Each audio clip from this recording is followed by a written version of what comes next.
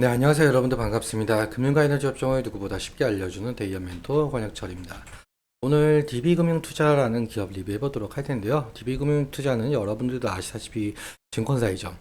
어제 기업밸류업 2차 세미나 발표 날이었었는데 사실 기업밸류업 2차 세미나 영상을 제가 라이브로 봤었는데 내용이 상당히 실망이 크더라고요. 그 부분 좀 확인해 보도록 하고 제가 며칠 전에 이야기했던 기업밸류업 프로그램 결국에는 야당의 민주당의 선택이 가장 크다는 이유와 함께 같이 한번 확인해 보면서 천천히 얘기 나눠보도록 할 텐데요. 먼저 시작하기 전에 저희 데이업 채널에 오시면은 모든 종목들을 커버해드리고 있으니까 찾아와 주시면 정말 감사하겠고 제 영상도 끝까지 지켜봐 주시면서 댓글로 궁금하신 것들 남겨주시면 다음 영상에서 말씀을 드리도록 하겠습니다. 그러면 DB금융투자 바로 보도록 할게요. 일단 DB금융투자는 증권사, 즉 금융사로 매매업, 중개업, 자문업, 일임업 등등 이제 사업을 진행을 하고 있고 사실 대부분의 금융사들과도 마찬가지로 시장에서 저평가를 좀 받고 있는 기업이기도 하죠. 그런데 여러분들도 아시다시피 지금 올해 1월 말쯤부터 해서 이 기업 밸류업 프로그램 이슈가 있었잖아요. 기업 밸류업 프로그램은 이 저평가되어 있는 기업의 가치를 개선시킨다는 정책이었었죠. 주요 내용 좀 짤막하게 살펴보자면 상장사의 주요 투자 지표를 활용해서 시가총액 및 업종별로 비교 공시를 하고 그리고 상장사들에게 기업가치 개선 계획을 공표하도록 권고하고 그리고 기업가치 개선 우수기업 등으로 구성된 지수개발 및 상장지수 펀드를 도입하겠다는 내용이었습니다. 세부 내용이 2월 26일에 발표가 되었었는데 일단 세부 내용부터 살펴보도록 할게요. 구체적 방안이 2월 26일에 발표가 되었었는데 이때 1차 세미나를 열면서 금융위원회는 기업 밸류업 지원 방안, 즉 한국 증시 저평가 해소를 위해서 7월부터 상장사들에게 기업가치 재고 계획을 스스로 공시하도록 하겠다라고 밝혔었고 바로 어제죠. 어제 5월 2일에 2차 세미나를 열면서 6월 중으로 최종적으로 가이드라인을 확정시킨다고 했었죠. 그런데 사실 내용을 좀 들어보니까 2월 26일에 발표했었던 내용들하고 이 내용들이죠, 지금. 별반 다를 게 없었어요.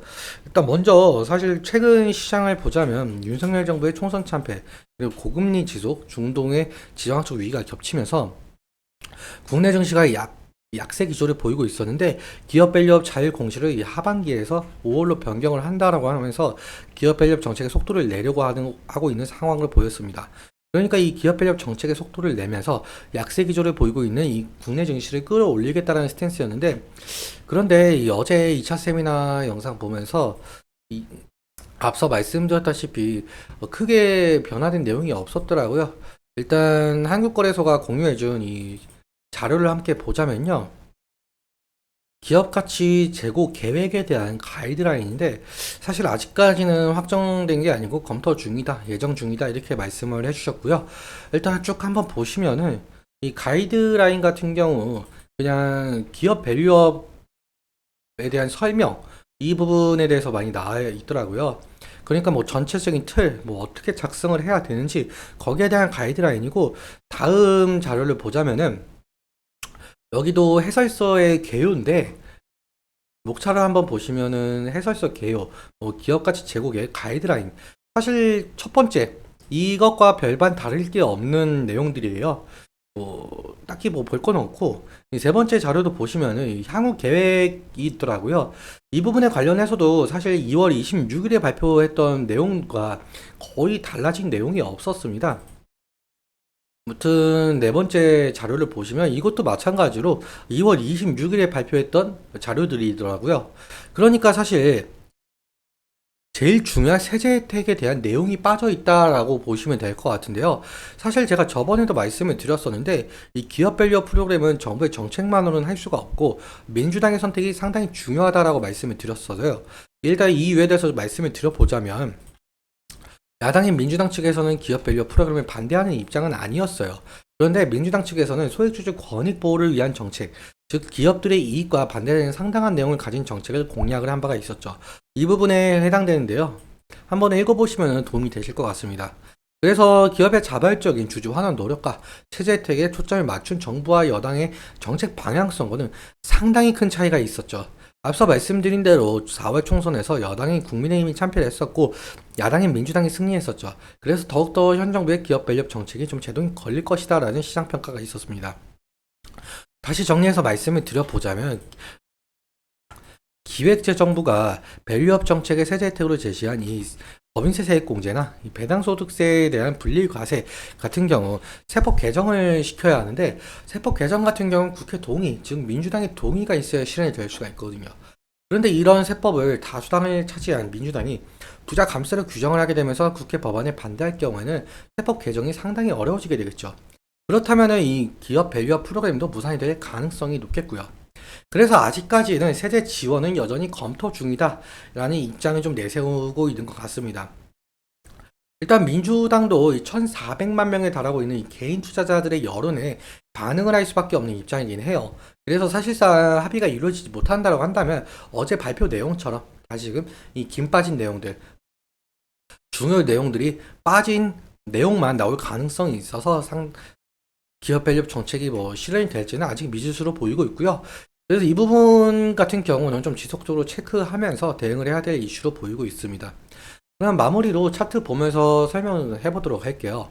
DB금융투자 차트를 보시면 아무래도 금융상이다 보니까 금융 테마 형성과 호실적 기대감이 모멘텀을 작용을 하면서 주가 변동성을 나타내고 있는데, 이 2월부터 시작을 한 기업 밸류업 정책 이슈로 인해서 상당한 상승을 좀 이끌어냈었죠. 그런데 앞서 말씀드렸다시피 2월 26일에 발표한 세부 내용 같은 경우 배당락과 겹치면서 실망 매물이 쏟아지면서 하락했던 모습을 보여주고 있는데, 그리고 어제나 오늘 같은 경우도 지금 음봉 캔들이 나온 것을 보실 수가 있어요. 그렇다면 말인 즉슨 2월이 아니죠.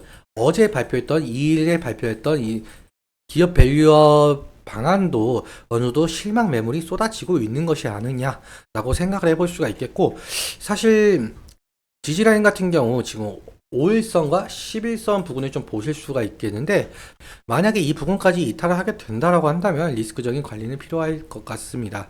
그리고 사실 기업 밸류업 프로그램은 상당히 긴 시간을 좀 가지고 바라봐야 하는데, 이 이유에 대해서는 앞서 말씀드렸지만 여당과 야당의 합의, 법 개정 등 하려면은 상당한 시간이 걸리겠죠. 그리고 기업 밸류업 정책이 야당의 반대를 무릅쓰고 시행이 될지는 아직 모르겠지만, 만약에 시행이 된다라고 한다면 현재 저평가를 받고 있는 금융, 즉 증권은행, 보험이 테마를 형성하면서 지속적인 상승을 일으킬지 좀 지켜봐야 될 것 같은데요. 일단 DB금융투자는 2023년부터 거의 바닥을 다졌다라고 표현이 될 정도로 횡보 기간이 좀 길었어요. 그렇다 보니까 상승 시마다 차익 실현 매물이나 원금 보존 매물이 나올 가능성도 염두에 두시면서 오늘 여기까지 말씀을 드리도록 하겠습니다. 오늘 내용 여러분들께 도움이 되셨다면 구독과 좋아요 부탁드리고, 말씀드린 내용과 차트적인 부분에 대해서는 제 개인적인 견해가 많이 껴있다 보니까 여러분들의 주관적인 견해와 함께 투자자의 현명한 선택하셨으면 좋겠습니다. 오늘도 시청해주셔서 너무 감사하고 지금까지 멘토 권혁철이었습니다. 감사합니다.